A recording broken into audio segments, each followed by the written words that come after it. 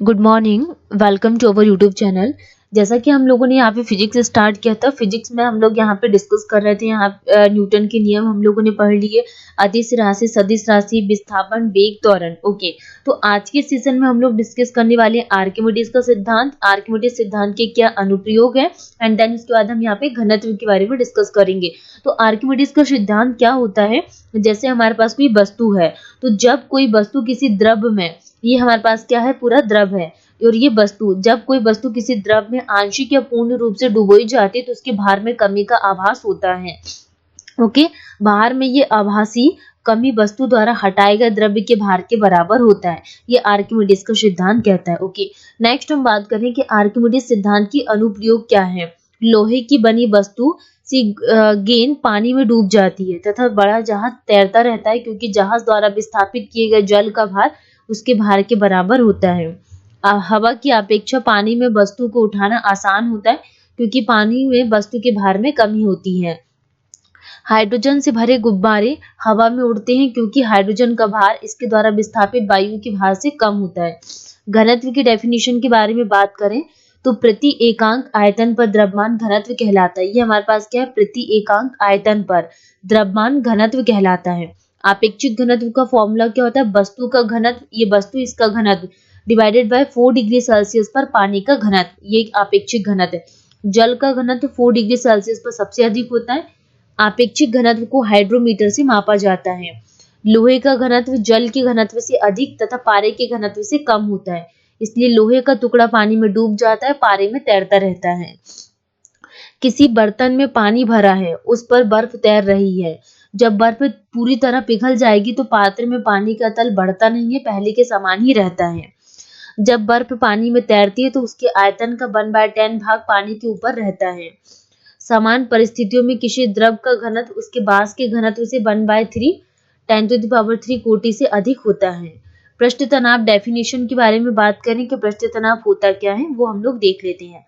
किसी द्रव का वह गुण जिसके कारण द्रव्य की सतह सतह तनी हुई झिल्ली के समान व्यवहार करती है, वह न्यूनतम क्षेत्रफल प्राप्त करने की चेष्टा करती है, पृष्ठ तनाव कहलाता है। पृष्ठ तनाव का मात्रक न्यूटन पर मीटर या जूल पर मीटर स्क्वायर होता है। ठीक है, अगर हम बात करें यहाँ पे पृष्ठ तनाव के अनुप्रयोग, साबुन के घोल के बुलबुले घोल के पृष्ठ तनाव कम होने के कारण बड़े बनते हैं। पतली सुई पृष्ठ तनाव के कारण ही पानी पर तैराई जा सकती है। पृष्ठ तनाव के कारण ही द्रव्य की बूंदें गोलाकार होती हैं। पानी में मिट्टी का तेल डालने पर पानी का पृष्ठ तनाव कम हो जाता है, जिसके कारण पानी की सतह पर तैरते मच्छर के अंडे आधे डूब जाते हैं और मच्छरों की वृद्धि रुक जाती है। नदी से समुद्र में पहुंचने पर जहाज थोड़ा ऊपर उठ जाता है, क्योंकि समुद्र में उपस्थित नमक के कारण इसकी सघनता अधिक होती है। गर्म सूप स्वादिष्ट लगता है, क्योंकि गर्म द्रव का पृष्ठ तनाव कम होता है, अतः वह जीभ के ऊपर सभी भागों में अच्छी तरह फैल जाता है। द्रव का ताप बढ़ाने पर पृष्ठ तनाव कम हो जाता है और क्रांतिक कोण ताप पर शून्य हो जाता है। जल का पृष्ठ तनाव 73 डाइन पर सेंटीमीटर होता है। साफ जल का पृष्ठ तनाव साबुन के घोल के पृष्ठ तनाव से अधिक होता है। साबुन के घोल को जल में मिलाकर जल के पृष्ठ तनाव को कम किया जा सकता है। तेल, ग्रीस आदि से पृष्ठ तनाव कम होता है और द्रव्य में विद्युत धारा प्रवाहित करने पर भी ऐसा होता है। आदर्श द्रव, वह द्रव जो पूर्णतः असंपीड़न व अशून्य होता है, द्रव्य कहलाता है। व्यवहार में ऐसा द्रव असंभव है। जल आदर्श द्रव के निकटतम है। एक ही पदार्थ के अणुओं के मध्य लगने वाले आकर्षण बल को ससंजक बल कहते हैं, जबकि विभिन्न पदार्थ के अणुओं के बीच के आकर्षण बल को एडहेसिव फोर्स कहते हैं। असंजक बल के कारण ही जल किसी वस्तु को भिगोता है, पारा कांच से नहीं चिपकता है। ठीक है, तो आज के सेशन में हमने घनत्व के बारे में डिस्कस किया कि पृष्ठ तनाव क्या होता है, एंड आदर्श द्रव के बारे में डिस्कस किए। कुछ यहाँ पे ये बहुत इंपॉर्टेंट चीज है, एग्जाम में ये क्वेश्चंस पूछ लेते हैं।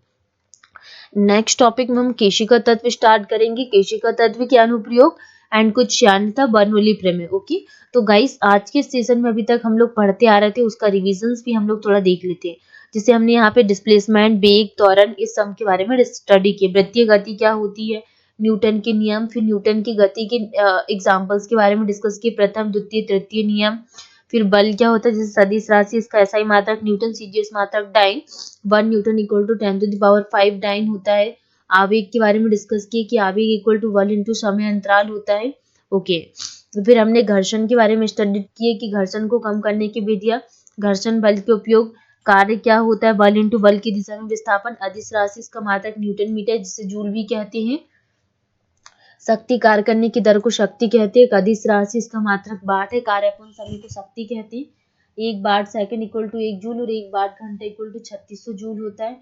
ऊर्जा के बारे में डिस्कस की, ऊर्जा एक अदिश राशि इसका मात्रक जूल है, कार्य द्वारा प्राप्त ऊर्जा यांत्रिक ऊर्जा कहलाती है, 2 प्रकार की होती, गतिज ऊर्जा, स्थितिज ऊर्जा। ठीक है, ये हमने डिस्कस किया। फिर ऊर्जा रूपांतरित करने वाले कुछ उपकरण जैसे डायनेमो, विद्युत मोटर, माइक्रोफोन, लाउड स्पीकर हो गया। ओके, फिर हमने गुरुत्वाकर्षण को देखा कि वह बल है जिससे पृथ्वी किसी वस्तु को अपने केंद्र की ओर खींचती है। उपग्रह के बारे में डिस्कस की कि उपग्रह क्या होता है। फिर हमने देखा कि विद्युत चुंबकीय तरंगे, ध्वनि तरंगे और ध्वनि तरंगों की आवृत्ति परिसर, पलायन वेग तरंग, हम ये स्टडी कर रहे थे। डोपलर प्रभाव के बारे में स्टडी किया, ध्वनि चाल, दाब के बारे में स्टडी किया जो बहुत इंपॉर्टेंट है, वायुमंडलीय दाब, ये भी काफी ज्यादा इंपॉर्टेंट है एग्जाम के पॉइंट ऑफ व्यू से, मैथ संख्या। तो गाइस चैनल को सब्सक्राइब करना ना भूलें, शेयर